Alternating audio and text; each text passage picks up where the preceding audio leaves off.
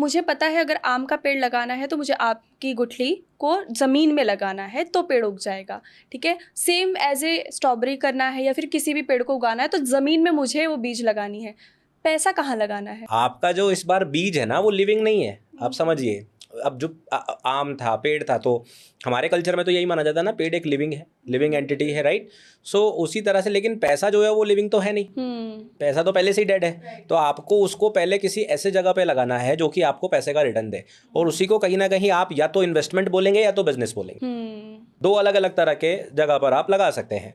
सो अगर आप इन्वेस्टिंग में जाना चाहते हैं, यानी कि आपके पास ठीक ठाक पैसा है, तो आप उसके लिए किसी भी तरह का इन्वेस्टमेंट लगा सकते हैं। आप उसके लिए म्यूचुअल फंड्स लगा सकते हैं, रियल एस्टेट में लगा सकते हैं, किसी अल्टरनेटिव इन्वेस्टमेंट में लगा सकते हैं, कलेक्टिबल्स में लगा सकते हैं। जैसे मोनालिसा की पेंटिंग देख लीजिए आप, अगर आप खरीद सकते हैं तो उसे खरीद के रख लीजिए, उसका पैसा कल बढ़ेगा ही बढ़ेगा, राइट। तो आप क्रिप्टोज में लगा सकते हैं। तो इस तरह से आप किसी एसेट में लगाएंगे, जिस एसेट में आपको लगता है उसकी वैल्यूएशन कल बढ़ेगी, वहाँ पे आप उस पैसे को स्टोर करेंगे, तो धीरे धीरे धीरे वो ग्रो होगा, राइट। दूसरा तरीका क्या हो सकता है, आप लोगों में इन्वेस्ट कीजिए।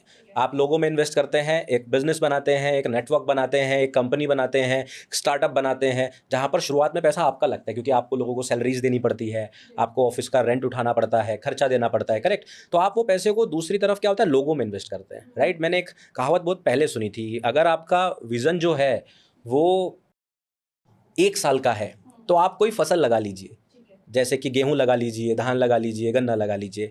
अगर आपका विज़न जो है वो 10 साल का है, 20 साल का है, तो आप पेड़ लगा दीजिए, पेड़ आपका 10 साल 20 साल चलेगा।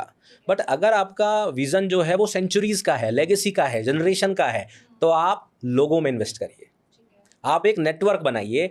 ऐसा ही एक नेटवर्क धीरू भाई अंबानी जी ने लगाया था 80s में, 90s में। उससे एक कंपनी खड़ी हुई, और आज देखिए उनके बेटे आए, अब उनके पोते भी आ गए, वो भी उसी कंपनी को आज बस बड़ा करते जा रहे हैं। सो या तो आप लोगों के अंदर पैसा लगाइए, बिजनेस बनाइए, एक नेटवर्क बनाइए, और या तो फिर आप इन्वेस्टिंग की तरफ ध्यान दीजिए, कुछ ऐसे एसेट्स में पैसा लगाइए जो कि अल्टीमेटली आपको कुछ रिटर्न दे। सर जैसे कि आपने कहा लोगों में इन्वेस्ट करिए, या फिर आप किसी ऐसे आप देख लीजिए क्रिप्टो में कर लीजिए या कहीं पे इन्वेस्ट कर लीजिए, ये भी मैं मान लेती हूँ। बट कई बार होता है कि इन्वेस्टिंग के बाद इतने ज़्यादा लॉस है, और मुझे ऐसा लगता है 90% लोग फेलियर है इन्वेस्टिंग के मामले में। तो इतने लोग फेलियर हैं, तो ऐसे में इंसान का हिम्मत ही नहीं होता कि वो इन्वेस्टिंग के चक्कर में जाए। तो ऐसे में आप क्या सजेस्ट करेंगे कि उन्हें कैसे स्टार्ट करना चाहिए?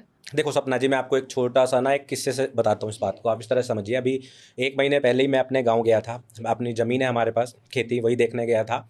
सो वहाँ पर पापा से जब मैं बात कर रहा था, तो ही टोल्ड मी कि हम लोग यहाँ पर एक मैं जैसे यूपी वेस्ट से बिलोंग करता हूँ, यहाँ पर एक पेड़ होता है, पॉपुलर करके बोलते हैं, ज़्यादा लोग अगर नहीं जानते, या आप यूकेलिप्टस जानते हो, जो बड़ा कॉमन पेड़ है। तो उन्होंने बोला कि हम लोग ये पेड़ लगाएंगे, ठीक है, और 4 साल बाद ये पेड़, 4 से 6 साल बाद ये पेड़ जब बन जाएंगे, इसको कटवा देंगे, जिससे कि हमारा अपना टाइम जो है वो कम लगेगा, बार बार फसल नहीं बदलनी पड़ेगी, और इससे हमारा रिटर्न लगभग उतना ही आएगा जितना फसल से आता है।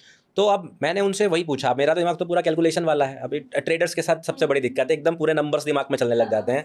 सो मैंने उनसे पूछा कि पापा कितने पेड़ लगेंगे, तो उन्होंने जगह के हिसाब से बताया, लेट्स सपोज कि इतने एरिया में 1000 पेड़ लगेंगे, और एक पेड़ इतने रुपए का बिकेगा। तो मैंने तुरंत कैलकुलेट करके लाखों में कैलकुलेशन लगा दिया। मैंने पापा जी तो ये हम फसल क्यों लगा रहे थे, ये तो कैलकुलेशन ज़्यादा बढ़िया आया।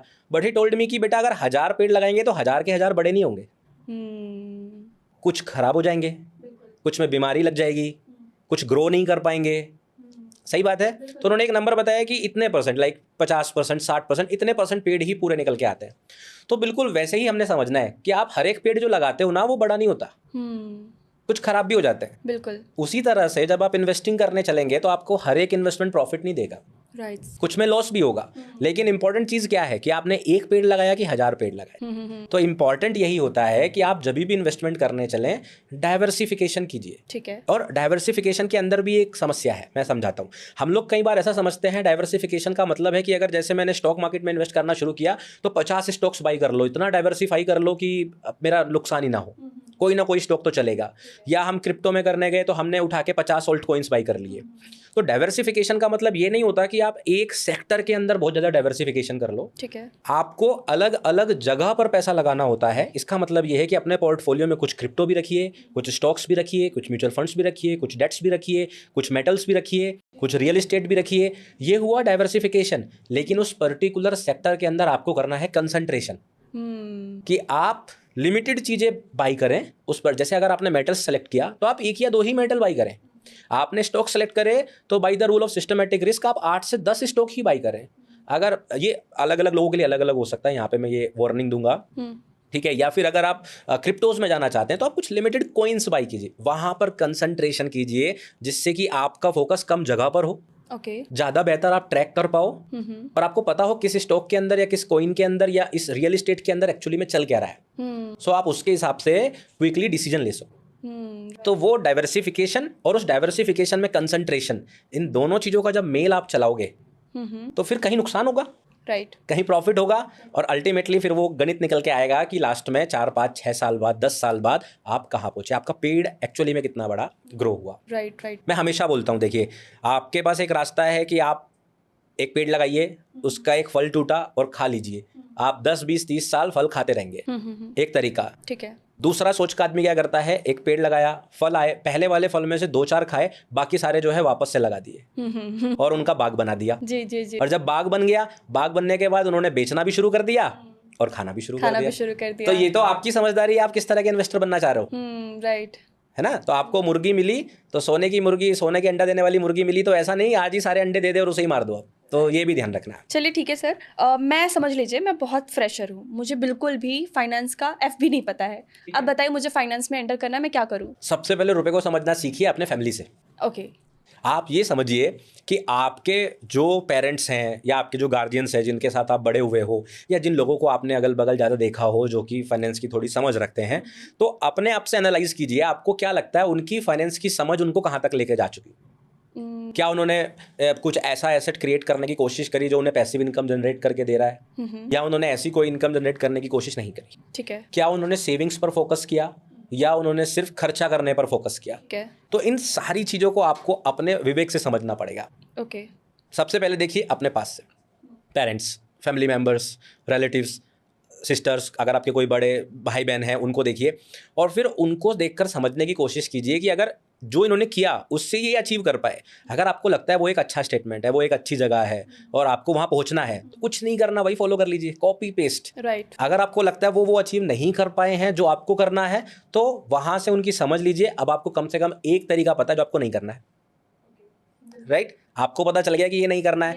जैसे कि मैंने देखा कि मेरे एक फैमिली रिलेटिव थे, उन्होंने स्टॉक्स में इन्वेस्ट करना शुरू किया। एक मेरे फैमिली रिलेटिव थे, उन्होंने एफडीज बनानी शुरू करी, right. At the end of the 10-15 years जो मेरे एफडी वाले रिलेटिव थे, आज वो इस बात से खुश है कि मेरा पैसा जो है 4 गुना हो गया, और जो स्टॉक्स वाला है हो सकता है वो आदमी जो है वो आज 10 गुना हो गया। तो now you have to decide which path you need to choose. तो आपको सबसे पहले अपने से शुरू करना है, अपने रिलेटिव फैमिली से शुरू करना है, एंड देन धीरे धीरे आपको फाइनेंस के बारे में पढ़ना शुरू करना है। पढ़ने के साथ साथ थोड़ी बहुत इन्वेस्टिंग करनी शुरू करनी है, क्योंकि इन्वेस्टिंग भी एक तरह से आप कह लीजिए एक प्रैक्टिकल स्किल है जो करने से आती है। जैसे सपना जी, आपको अगर स्विमिंग सीखनी है और मैं आपको एक बुक दे दूं, सबसे अच्छे स्विमर की बुक, तो आप उसको पढ़ के स्विमिंग नहीं कर पाओगे। बिल्कुल बिल्कुल, आपको पानी में ही उतरना पड़ेगा। तो वैसे ही इन्वेस्टिंग करने के लिए आपको सीखना भी है और इन्वेस्टिंग करने के साथ साथ इन्वेस्टिंग करना शुरू करना भी है। चाहे आप छोटे से छोटा इन्वेस्टमेंट कीजिए,